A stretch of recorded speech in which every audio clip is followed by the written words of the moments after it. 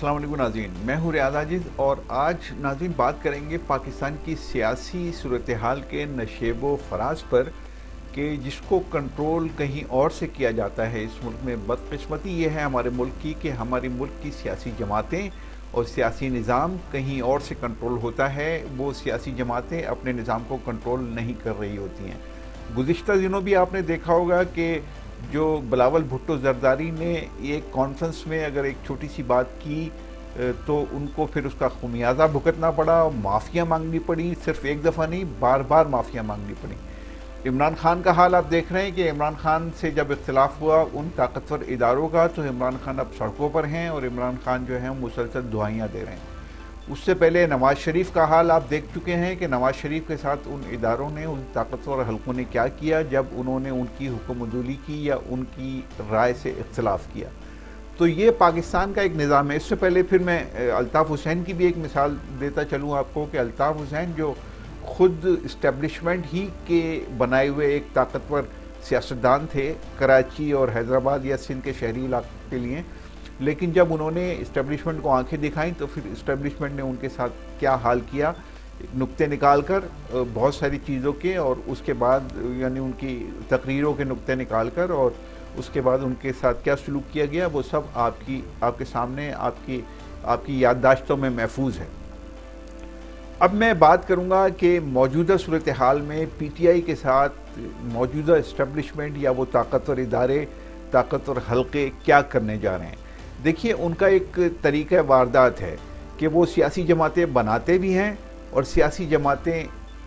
ख़त्म भी करते हैं और सियासी जमातों को तकसीम भी करते हैं। ये सारी ताकत उनके पास है, माजी में रही है। अगरचे वो अब ये दावे कर रहे हैं कि उनका सियासत से या उनका सियासी अमल से कोई लेना देना नहीं, वो न्यूट्रल हो चुके हैं, लेकिन हक़ाइक़ इसके बिल्कुल बरक्स हैं। और वो अब भी उतने ही ताकतवर हैं और उतने ही ताकत और ज़ोर है उनके पास और उतनी ही इख्तियारात उनके पास हैं कि जितने माजी में कभी हुआ करते थे। और तमाम सियासतदान किसी तब्दीली के लिए उन्हीं की तरफ देखने पर मजबूर हैं। अब नई फ़ौजी क़यादत के हवाले से बात हो रही है, वो जल्द आने वाली है, लेकिन फ़ौजी क़यादत से इदारे के जो स्पेसिफ़िक मामलात हैं उसमें कोई तब्दीली आती नहीं है। वो अपने इख्तियारात को अब सियासी जमातों के साथ या सियासतदानों के साथ शेयर करना चाहते नहीं हैं। वो इस नहज पर आ गए हैं कि अब वो पाकिस्तान में सियासत जो भी करते हैं वो समझते हैं वही ठीक हैं, वही मुहिब्बे वतन हैं। अगर हमारी पॉलिसीज़ के ख़िलाफ़ कोई भी सियासतदान जाता है तो वो उसको गद्दार करार दे देते हैं या उसको पाकिस्तान मुखालिफ क़ुव्वतों का एजेंट करार दे देते हैं। ये उनके इख्तियार में है। इमरान खान जो कुछ भी कर रहे हैं इस मुल्क के साथ वो एक अलहदा बहस है और वो यकीनन उसके ऊपर बहुत सारी डिबेट हो सकती है, बहुत सारे हक़ाइक़ पर बात हो सकती है कि वो पाकिस्तान के हक़ में कोई अच्छा काम नहीं कर रहे हैं, पाकिस्तान के अवाम के हक़ में कोई अच्छा काम नहीं कर रहे हैं, जिससे महसूस होता है कि वो किसी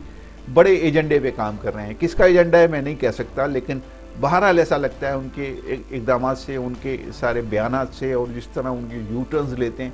उसे लगता है कि वो किसी बड़े एजेंडे पे काम कर रहे हैं। इससे पहले के सियासतदानों के साथ भी हमारी इस्टेब्लिशमेंट ने यही किया है और अब भी यही होने जा रहा है। देखिए, इमरान खान की पार्टी इस वक्त इंटैक्ट है, इसमें कोई तब्दीली लाने की अगर कोशिश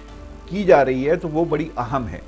यानी देखें, पिछले दिनों फैसल वाडा और मेजर खुर्रम रोकड़ी के हवाले से आपने खबरें देखी कि उन्होंने पीटीआई को छोड़कर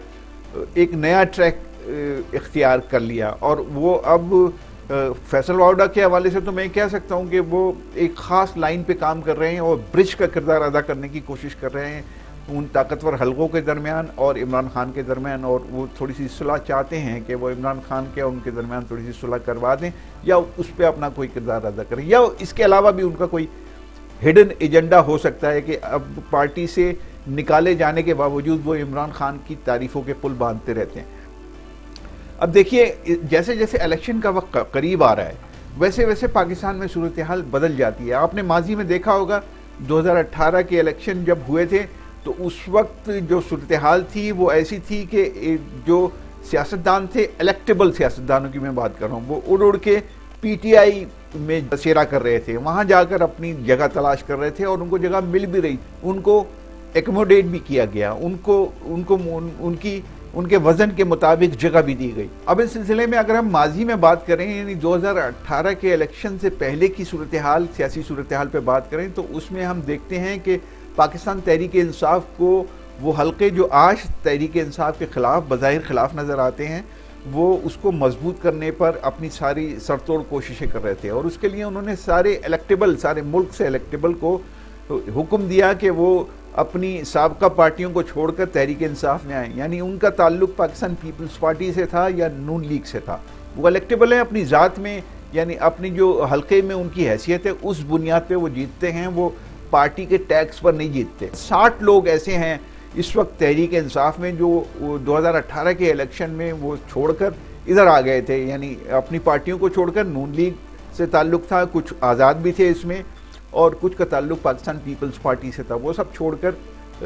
پاکستان تحریک انصاف میں آ گئے۔ لیکن اب جو اہم بات میں آپ سے شیئر کرنا چاہتا ہوں ناظرین، اب کی صورتحال تھوڑی سی ڈیفرنٹ ہو گئی ہے۔ اب وہی الیکٹیبل دوبارہ سے اڑ کر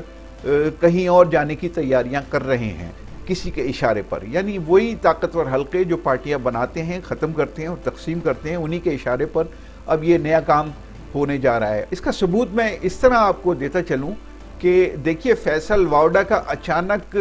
اپنی ہی پارٹی کے لانگ مارچ کے عین ایک رات قبل اس کے خلاف پریس کانفرنس کرنا کوئی معمولی بات نہیں تھی۔ فیصل واوڈا کس کے لیے کام کرتے ہیں یہ مجھے بتانے کی ضرورت نہیں ہے، جس طرح وہ جس کا ایجنڈا آج کل لے کے چل رہے ہیں وہ بھی مجھے اس کی وضاحت کی بھی ضرورت نہیں ہے، آپ مجھ سے بہتر سمجھ سکتے ہیں۔ اسی طرح خرم روکڑی، میجر خرم روکڑی کا جو اختلاف نظر آیا، انہوں نے جو لیفٹیننٹ جنرل فیصل کے حوالے سے جب عمران خان نے اپنے تحفظات کا اظہار کیا یا ان پر الزامات لگائے تو اس کو ڈیفینڈ کرنے کے لیے میجر خرم روکڑی جو ہے وہ میدان میں آ گئے اور انہوں نے پی ٹی آئی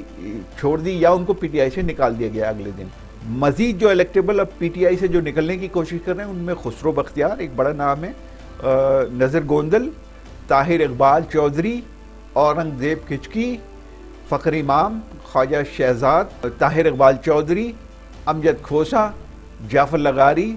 سردار نصر اللہ دریشک، اس کے علاوہ اور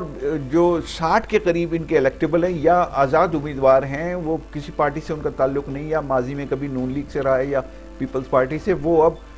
اڑنے کی کوشش کر رہے ہیں۔ اس میں ایک اہم اشارہ میں آپ کو یہ دیتا چلوں کہ اس وقت جو پی ٹی آئی کا لانگ مارچ ہے، جتنے بھی میں نے یہ نام لیے ہیں وہ پی ٹی آئی کے اس لانگ مارچ میں شریک نہیں ہیں، تو وہ اپنی ایک علیحدہ پوزیشن بنا رہے ہیں، علیحدہ اپنی ایک دنیا بسانے اور بنانے کی کوشش کر رہے ہیں، اور یہ حقیقت کچھ دن کے بعد آپ کے سامنے آ جائے گی، اور یہ حقیقت بھی عیاں ہو جائے گی کہ اب بھی اصل اختیار کسی اور کے پاس ہے، اب بھی پاکستان کی سیاست کو کوئی اور کنٹرول کر رہا ہے۔ اجازت چاہتا ہوں، اللہ حافظ۔